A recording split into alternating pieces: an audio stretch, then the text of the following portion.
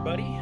Welcome back. Cognitive Awareness with a Touch of God. Today's episode is going to be episode number 7, and it's going to be dealing with cognitive distortions. Essentially, folks, it's going to be dealing with how our thoughts are tricking us, how our thoughts are actually not guiding us in the right direction. So there's basically about 10 different ways that our brain tends to steer us in the wrong direction. Now, if you've listened to our other podcasts in the Cognitive Awareness series, you'll remember that there's a thing called beliefs. Our beliefs are the catalyst to what our thoughts are. However, when we get into our thoughts and understanding how we have to retrain our brain, we have to work on things like the distortions that we use that create our difficulties or our struggles in every day. So we're going to go over that list. The first one, folks, these are things that we tend to do that get us stuck, that make us slip, that we fall on. It's our essential guidelines to the problems. So the first one is real simple. It's all or nothing thinking.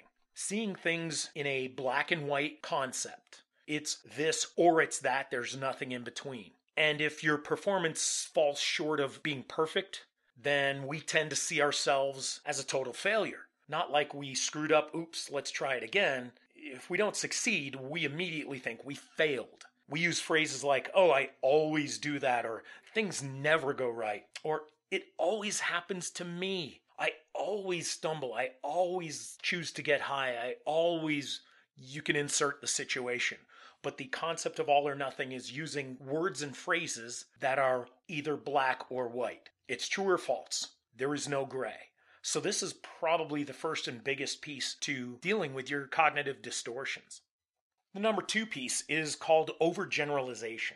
Seeing something that's negative as a never-ending pattern of defeat. That's just my luck.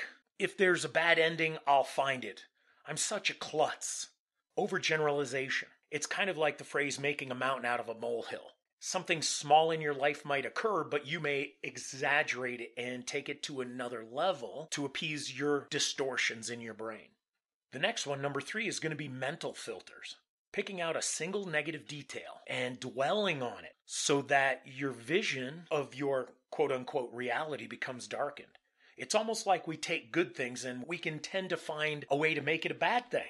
No matter how good the thing is, we tend to pull it into something that's fitting our depression, our anxieties, or whatever. Focusing on things like your car breaking down or forgetting your keys and blaming the remainder of the day, whatever happens during that day, solely on that scenario. If I didn't forget my keys, this would have never happened. If I didn't trip on that stick, then something else would have never happened. So it's taking our understanding, our, again, quote-unquote reality, and turning it into a dark situation. The next item is something called disqualifying the positive. So it's kind of like rejecting positive experiences by insisting that they don't count. Making something good not really be that valuable. So if you found $10 on the ground, you might think that there's a video camera watching you and they'll come to arrest you for stealing. Or maybe you just passed a test that you felt surely you were bound to fail. And people give you praise, but inside your head, you're going to tell yourself, I just got lucky. Oh, I stumbled on it. Or they must have given me the test. They'll probably let anybody pass. Disqualifying your positive is a defeatist mentality. Next one is jumping to conclusions. I think all my life I've heard that phrase, you're jumping to conclusions. Well, essentially, folks, that is a real occurrence in our brains. It's kind of like we're formulating negative interpretations without any evidence to prove it. It could be misreading the minds of others, predicting negative outcomes for ourselves. When our boss or let's say our mom or dad come to tell us something and we immediately assume you did something wrong. So you could be talking to your best friend and they tell you something like, hey, did you talk to Sue yesterday? And your brain immediately goes into, oh my God, they must have found out what I said to Sue. That's jumping to conclusions. We're assuming there's already an outcome before we've even heard what the outcome is. The next item is called magnification or minimizing. It's kind of falling in suit with the all or nothing process. Magnification, exaggerating the importance of errors or problems, or maybe belittling the significance of our assets or our accomplishments. You know, what we did was, that's no big deal. I'm just terrible and I couldn't have done any better. So let's say you spilled milk on the table and it got some of your papers wet.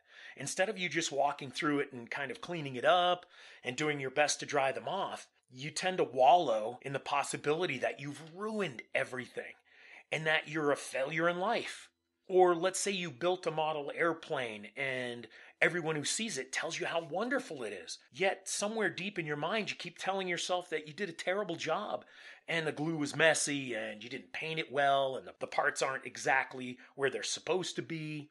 So magnification or minimizing, we're either making something a little bigger than it is, extreming it, or making it less than anything it is, especially when it comes to good things in our lives.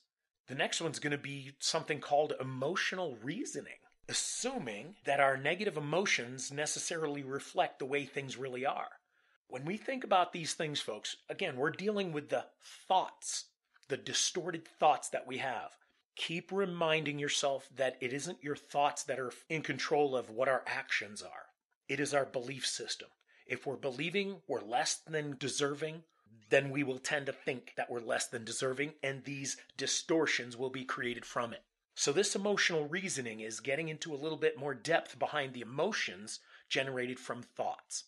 So if we have a negative emotion, we tend to assume that it's going to reflect the way things really are. When we find ourselves in like tense situations or moments of anxiety, we'll tend to rely on thinking negatively about it.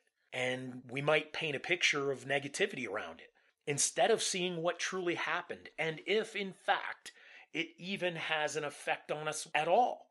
So a nice example would be after getting a flat tire, we begin a downward spiral of self-bashing as we tell ourselves, see, this always happens to me because I'm such an idiot.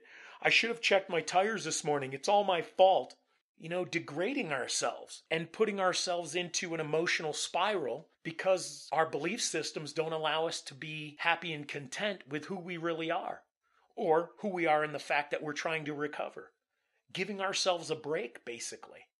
The next one is kind of a very major piece to our puzzle. So folks, cognitive therapy, retraining our brain, dealing with our thoughts and changing our thoughts so that the outcome is better. There's a word in the English language that has a tendency to provide negative results.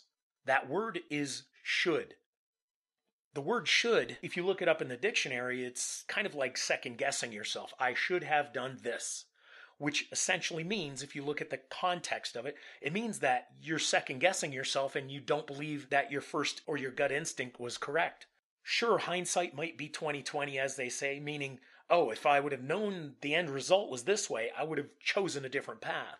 The truth is, folks, we have to start becoming more confident in our decisions and accept what our decisions are and our choices are in the day.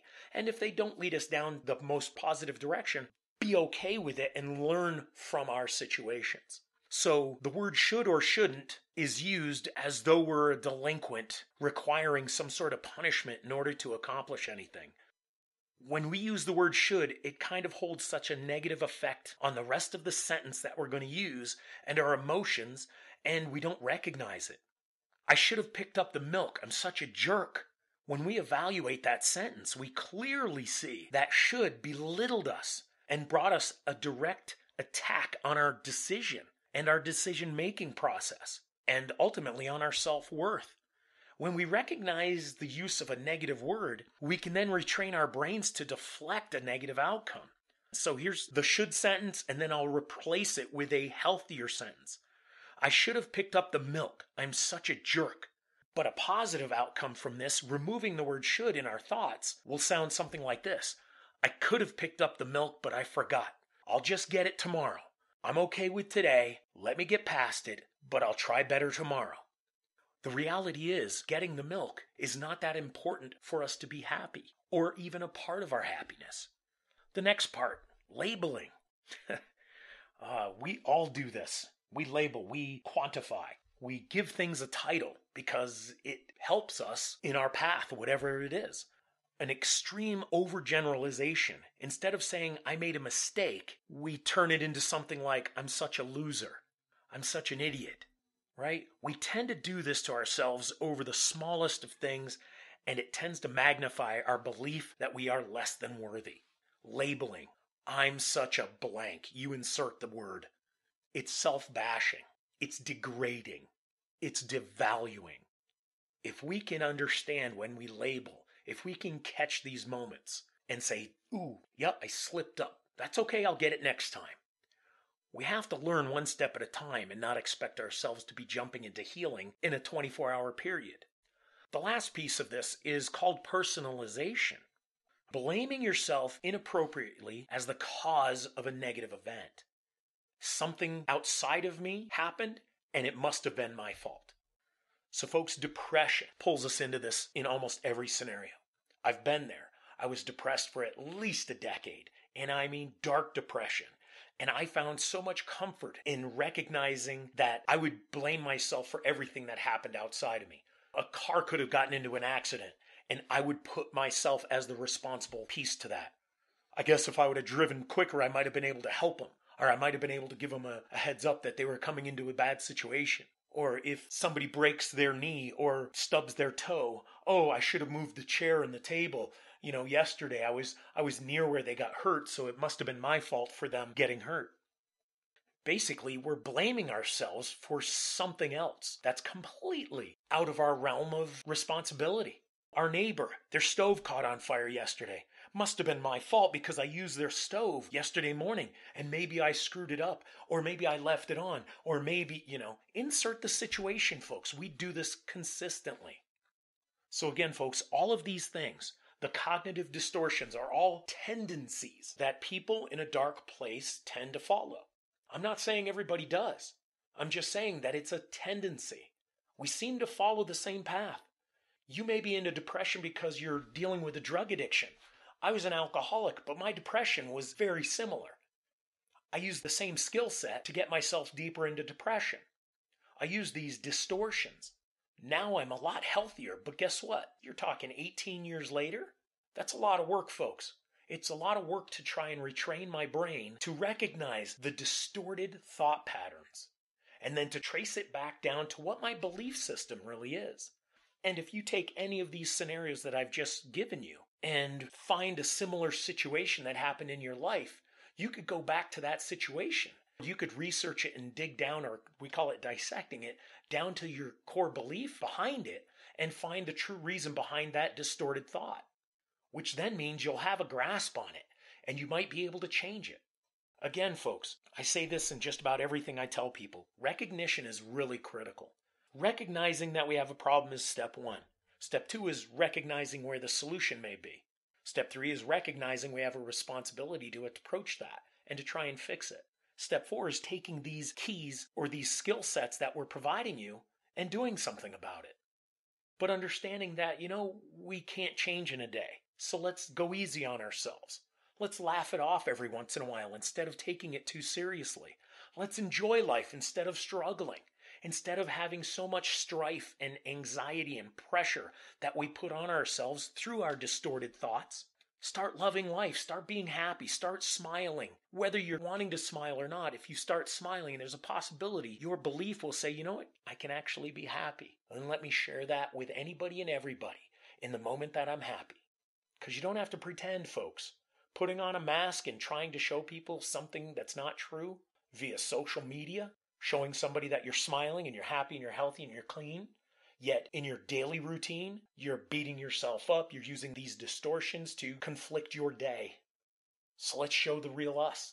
Let's step out there and become us and show everybody who we truly are with compassion, love, and appreciation for ourselves and our progress. Awesome, folks. Thank you very much for joining me on this podcast. I look forward so much for you to tune into my next episode.